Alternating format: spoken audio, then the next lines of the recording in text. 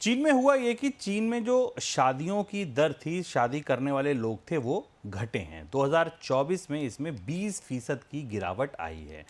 पिछले साल करीब 76,80,000 लोगों ने शादी की 2023 में, जबकि 2024 में ये आंकड़ा करीब करीब 60 लाख 61 लाख का रहा। ये लगातार आती गिरावट चाइना के लिए बड़ी चिंता बनती दिख रही है। सर, कितनी बड़ी चिंता है ये जो पूरी कोशिश है बर्थ रेट को बढ़ाने की और जनसंख्या को लेकर, ये उस मोर्चे पर कितनी बड़ी चिंता आपको चीन के लिए दिखती है?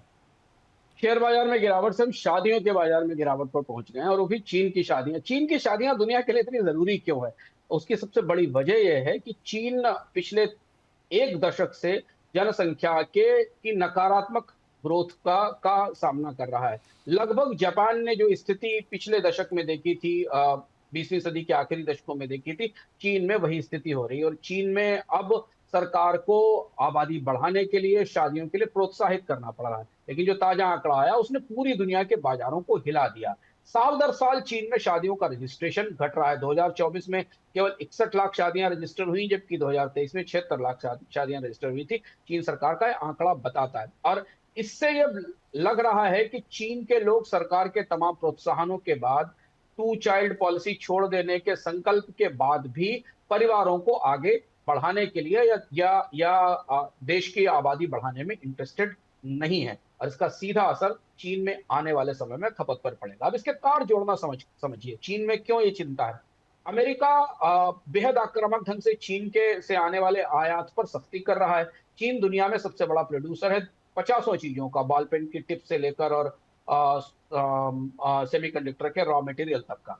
यदि चीन के को दुनिया के बाजारों में रोका जाएगा और दुनिया के अन्य देश भी चीन से सामान खरीदना सीमित करेंगे, तो चीन की अर्थव्यवस्था के भीतर इतनी क्षमता होनी चाहिए कि वो इसे खपत कर सके। और इसलिए चीन की सरकार लोगों का खर्च बढ़ाने के लिए भी नए उपाय कर रही है। और यदि ऐसा नहीं होता और चीन की आबादी नहीं बढ़ती और अगले एक दशक में, 2 दशक में चीन में पर्याप्त लोग खपत के लिए नहीं होते, तो दुनिया की ग्रोथ का सबसे बड़ा इंजन थम जाएगा। और यही वो डर है। इसलिए शादियों के आंकड़े ने दुनिया को के निवेशकों को, जो कि लंबे समय के लिए निवेश करते हैं, हेज फंड्स और पेंशन फंड्स, जो अगले 10 साल, 15 साल, 20 साल के लिए किसी देश की अर्थव्यवस्था पर दांव लगाते हैं या पोजीशन लेते हैं, उन्हें इस आंकड़े ने चौंकाया है, डराया है। और उन्हें लग रहा है कि चीन की डोमेस्टिक डिमांड आने वाले समय में बढ़ती नहीं दिखती अगर चीन की आबादी में उल्लेखनीय बढ़ोतरी नहीं हुई।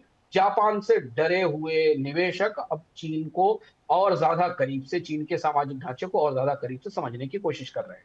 दूसरी तरफ सर, सरकार खर्च बढ़ाने के लिए भी, कंज्यूमर स्पेंडिंग बढ़े इसके लिए भी प्रयास करती दिख रही है। ये क्या चिंता है?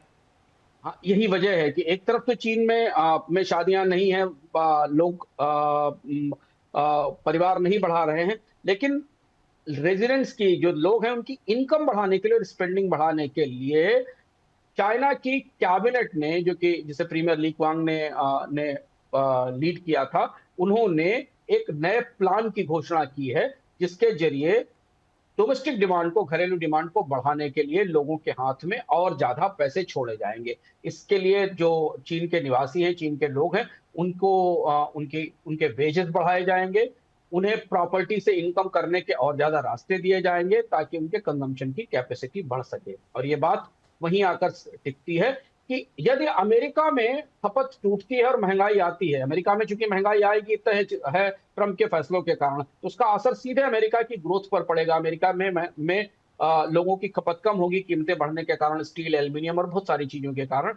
ऐसी स्थिति में अगर चाइना में भी डोमेस्टिक डिमांड नहीं बढ़ती, भारतीय अर्थव्यवस्था भी 4 साल के न्यूनतम स्तर पर है, तो पूरी दुनिया को अगर आप ऊपर से देखें तो खपत टूटने का एक सार्वभौमिक तस्वीर हमें बनती दिख रही है, जिसमें चीन को लेकर चिंता है, क्योंकि चीन सबसे बड़ा उत्पादक भी है और अपनी इतनी बड़ी आबादी के कारण सबसे बड़ा उपभोक्ता भी है। तो इसलिए चीन की सरकार, जो सरप्लस प्रोडक्शन चीन में रुकेगा, निर्यात रुकने की स्थिति में, उसकी खपत कैसे की जा सके, नहीं तो फैक्ट्रियां बंद हो जाएंगी, उत्पादन नहीं होगा, उसे रोकने के लिए, अपने देश के नागरिकों की आय बढ़ाने के लिए और तरह तरह से उनको खपत में मदद करने के लिए एक कार्यक्रम पर काम करना।